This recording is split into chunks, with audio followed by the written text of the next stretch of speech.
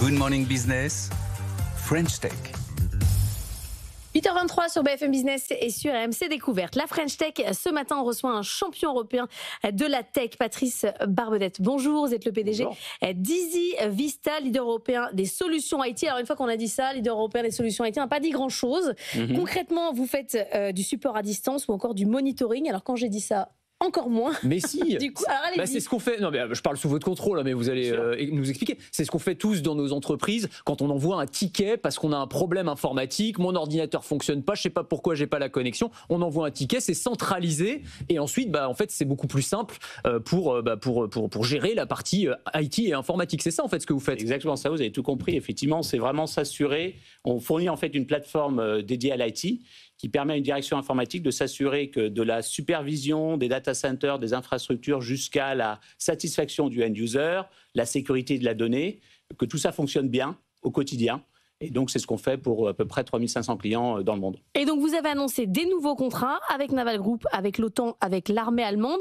Là, ce n'est que de l'armement de la défense, mais c'est pas votre unique cible. Absolument pas. Non, aujourd'hui, on travaille vraiment avec tout type d'organisations, que ce soit dans le système des organisations en finance, que ce soit sur du healthcare, sur de la santé, sur du retail, sur de la banque, sur des grands groupes. Nos gros clients en France, pour vous donner quelques exemples, c'est le groupe Vinci ou le groupe Auchan. On a aussi de très belles ETI françaises que j'aime bien citer, comme Léa Nature.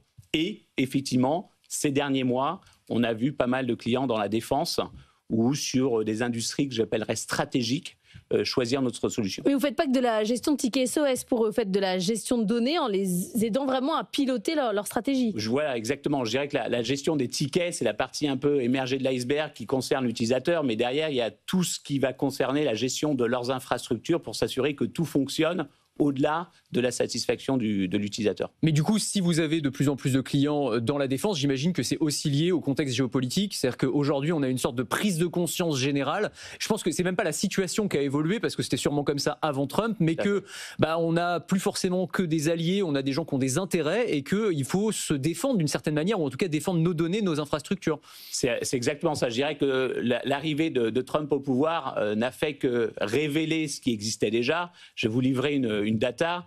En 2018, il y a une étude du Congrès, une enquête du Congrès américain sur l'utilisation des agences fédérales d'un certain nombre de lois qui leur permettent de demander à des éditeurs de logiciels américains ou des hyperscalers américains d'avoir accès à des données au titre de la sécurité nationale. C'est le Patriot Act notamment. Patriot Act notamment. Et ce que ça a démontré, c'est qu'en fait, 82% des requêtes concernaient de l'intelligence économique, en gros de l'espionnage.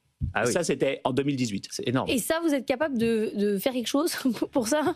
En fait, faire quelque chose par rapport à ça, c'est surtout une prise de conscience auprès des clients, prise de conscience non seulement auprès des directions informatiques, mais aussi des directions générales. Pour moi, je pense que le sujet de la souveraineté des données, c'est pas juste un sujet de direction informatique, c'est le sujet de l'entreprise. Et donc, c'est pour ça que les directions générales doivent aussi regarder ce sujet-là, parce qu'in fine, la donnée, c'est si elle est protégée, c'est aussi protéger sa propriété intellectuelle. Et puis, je vous entendais parler d'IA précédemment. C'est aussi une donnée de qualité. C'est ce qui permet d'avoir une IA pertinente qui apporte des réponses. Sauf que ça fait 10 ans qu'on nous répond quand on dit oui, et la souveraineté, il vaut mieux avoir un acteur européen, qu'on nous répond oui, mais les Américains sont meilleurs. Donc moi, à un moment donné, je prends le prix et la qualité. Oui, je m'en fous un peu sur la question de souveraineté. Vous résumez mon travail et le travail de mes équipes au quotidien.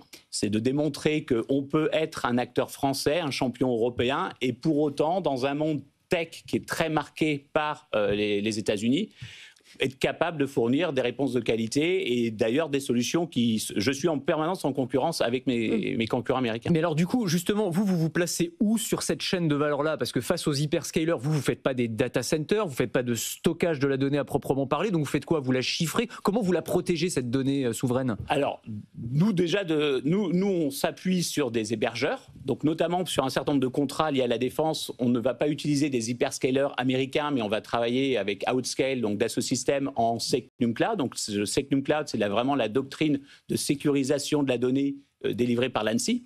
L'ANSSI a mis en place des recommandations pour les administrations, pour les collectivités territoriales et pour les industries sensibles. Charge à ces entreprises de respecter les recommandations de l'ANSSI. Si elles les respectent très clairement, elles ne vont pas nécessairement choisir des éditeurs non européens. ou non sécurisés, non certifiés SecNumCloud. Premier point. Et puis nous, ce que l'on fait en fait, c'est que on va, à travers nos systèmes, vont passer les données ou de certains objets. Je peux prendre des exemples comme les caméras de sécurité de la ville de Nice ou de certaines villes, des équipements stratégiques. On équipe notamment aussi les aéroports de Paris, donc tous les radars des aéroports français ou en tout cas opérés par Aéroports de Paris. C'est des données qui vont passer par nos systèmes et puis évidemment celles des utilisateurs. Vous parliez des tickets, des incidents bureautiques. Ça passe aussi par nos systèmes. Et vous avez quand même 30% de votre chiffre d'affaires aux États-Unis. On reçoit plusieurs chefs d'entreprise qui nous disent qu'eux aussi, ils ont peur que là-bas, on leur réponde America First et qu'on les sorte d'un certain nombre de contrats. On ne peut pas avoir le discours de la souveraineté ici puis dire là-bas, c'est un problème. Alors tout à fait, on pourrait se poser la question en ces termes. C'est vrai que nous, on fait à peu près 30% de notre chiffre d'affaires aux États-Unis. Ce que l'on voit, nous, et le type de business qu'on fait aux États-Unis, c'est typiquement ce qui ne va pas intéresser les gros acteurs de la tech. Je vais vous donner quelques exemples qui va peut-être vous parler à tous. La police de Los Angeles. Vous avez peut-être une image dans la tête d'une vieille série sur la police de Los Angeles. Voilà. Bon, ce qu'on fait pour eux, c'est équiper tous les commissariats de la ville sur leurs moyens informatiques, mais aussi l'équipement des policiers qui partent en mission, donc que ce soit leur casque, gilet pare-balles, taser, etc.